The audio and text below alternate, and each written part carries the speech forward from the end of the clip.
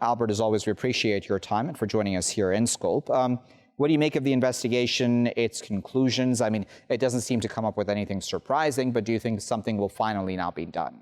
Thank you so much for having me. This is really a historic milestone in the fight to try to push back against the monopolistic power that these large tech firms have acquired. And we're really seeing, an effort to try to modernize antitrust theory, which, is based on statutes in the United States that are over 100 years old, to deal with the sort of power that comes in the digital age. So looking at the way that things like the App Store and the Amazon Marketplace are used to, basically squash innovation, extort monopolistic rents, and really get unprecedented control over all of us.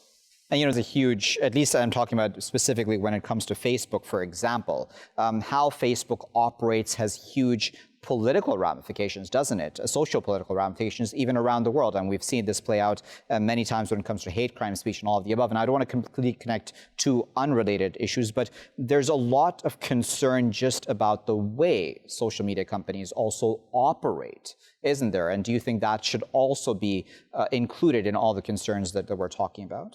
Yeah, and so when we're talking about antitrust, we've historically thought about threats to consumers, but with this report, we're looking at a broader array of threats. And I think many of us in civil society are saying that we need to look at the threat that these technologies pose to democracy itself, because we are undermining some of the core checks in our countries where we're deploying these platforms that have the power to change the outcome of elections, that have the power to inspire, hate crimes, and in some cases even facilitate genocide.